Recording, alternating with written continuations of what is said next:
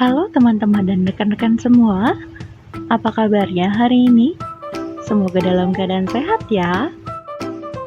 Bicara soal kesehatan sangat penting untuk menjaga kesehatan di tempat kerja.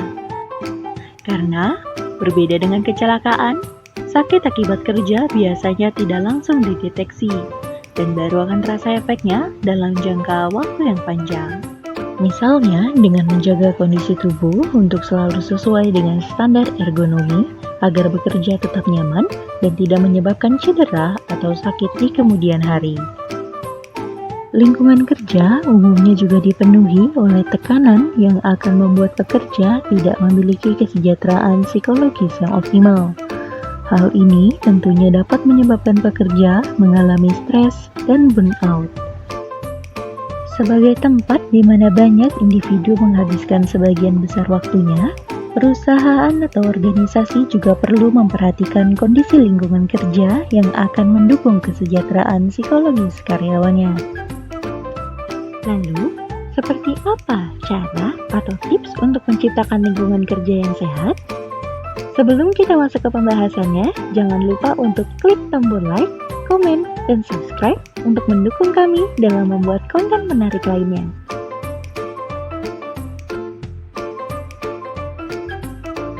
Jadi kakak mau tanya, menurut Umi, lingkungan kerja yang sehat itu yang seperti apa sih, baik secara physically maupun mentally? Oke, kalau lingkungan kerja yang sehat, udah jelas untuk mentally, bos kita, yang atasan kita harus bisa bersikap sebagai leader, bukan sebagai bos. Kalau leader itu mereka selalu mensupport staffnya. Jadi misalkan kita ada suatu masalah, leader siap untuk membackup dan mereka itu berjalan bersama kita. Jadi bukan seperti seorang bos yang bisanya hanya merintah aja, tapi mereka juga memberi contoh, memberi masukan dan mensupport seperti itu. Kemudian rekan-rekan kerja, sudah jelas dalam lingkup pekerjaan teman-teman itu kan beragam, dari mulai yang sifatnya mungkin A, B, C, kemudian D, E, F. Diusahakan setiap jam makan siang, lunch time, kita get together, kemudian having lunch time together, and then we can have a chat, and then we can laugh together. Tertawa itu di saat jam makan siang itu benar-benar bikin sehat loh, dan bikin mood itu keep on going, karena salah satu ada yang lagi pusing dengan pekerjaan, kemudian datang jam makan siang dan kita bercanda sambil makan siang, itu it really works for some people who have a problem with their workload. Kemudian untuk physically sudah jelas harusnya kita maintain fisik kita dengan rutin olahraga. Tapi to be honest, myself, I don't really do exercise. I just keep going upstairs and downstairs on my house, which is I think not enough for having healthy and fit. However, we try to keep healthy.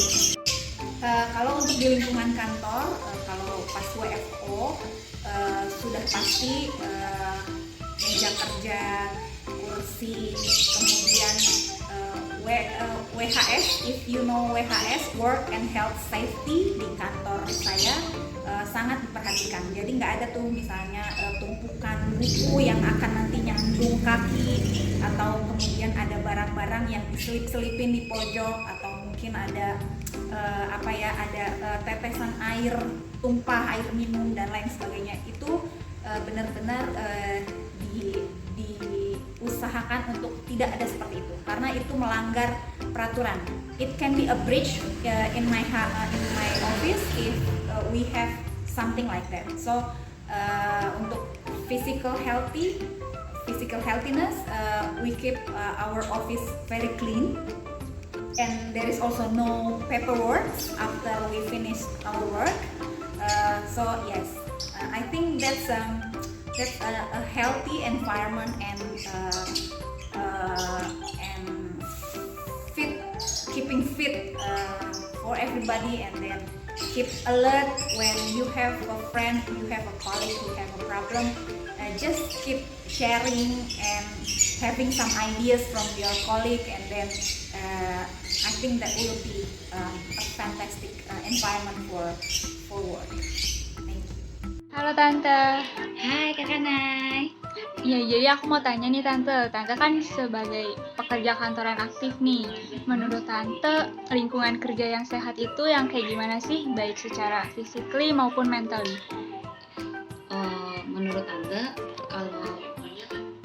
kalau kita kondisi yang pertama tuh bosnya, terutama leadernya itu bisa mengarahkan, memberikan masukan, kemudian dia bisa mensupport bawahannya, kemudian rekan kerja, terutama rekan kerja kita yang bisa saling bekerja sama, teamwork, maupun saling bertanggung jawab. Kemudian staf atau bawahan kita juga saling bertanggung jawab, disiplin, dan mereka juga tidak silo, maksudnya tidak berkotak-kotak, jadi saling mendukung satu sama lain, tidak mau satu bukan urusan saya, satu bukan tanggung jawab saya, nah seperti itu, jadi saling bahu membahu dan saling bekerja sama. Kemudian yang kedua juga lingkungan kerja, jadi mungkin sarana prasarana, ada laptop, ada printer, kemudian suasana tempat kita kerja juga nyaman, tidak AC, artinya tidak panas, kemudian juga nyaman, kemudian mungkin juga dekat dengan kantin, jadi kalau misalnya perut keroncongan kita bisa kucek-kucek langsung Jajan. jajan, atau kalau nggak sih sekarang zaman sekarang kan sudah pakai GoSend atau pakai GoFood ya, bisa juga sih, cuma kayaknya kalau Tante rada-rada males kan kayak gitu, bukan milenial, jadi minta tolong OB deh anterin, pesen sama dianterin. Mungkin itu kakaknya dari Tante. Oke, itu aja ya Tante. Udah itu aja. Kalau gitu mah kasih banyak ya Tante. Sama. Bye-bye. Menurut Ibu, lingkungan kerja yang sehat itu bagaimana sih, baik secara fisik maupun mental? Menurut saya, lingkungan kerja yang sehat itu adalah diawali dengan adanya komunikasi yang efektif, di mana komunikasi efektif ini harus dilakukan baik secara vertikal maupun horizontal. Komunikasi ini sangat menjamin tercapainya tujuan bersama dalam sebuah kerja bersama dalam suatu lingkungan kerja yang telah dibentuk. Kemudian setelah adanya komunikasi efektif diperlukannya apresiasi terhadap apa yang dilakukan oleh semua pihak di lingkungan kerja bersama tersebut, sehingga menjadi stimulasi untuk meningkatkan motivasi dan semangat bekerja. Kemudian perlunya adanya transparansi terhadap pelaporan terhadap semua kegiatan yang dilakukan, agar tidak ada sesuatu pun kecurigaan antar sesama, dan akan meningkatkan kinerja yang baik bagi semua pihak yang terlibat dalam kerja bersama tersebut. Dan yang terakhir, paling ditunggu dan paling pasti diharapkan oleh semua yang terlibat dalam kerja bersama ini adalah adanya jenjang karir, di mana jenjang karir ini adalah puncak prestasi yang semua pihak yang terlibat di dalam kerja bersama ini adalah sesuatu reward dan punishment yang akan diberikan ketika suatu jenjang karir ini jelas. Demikian. Menurut Anda, lingkungan kerja yang sehat secara fisik dan mental itu gimana sih? Kalau menurut saya, lingkungan kerja yang sehat secara fisik yang pertama yaitu tentu saja lingkungan kerja kita yang bersih dan nyaman untuk kita bekerja. Contohnya seperti bebas dari sampah dan seperti kotoran yang lainnya yang dapat mengganggu pekerjaan kita.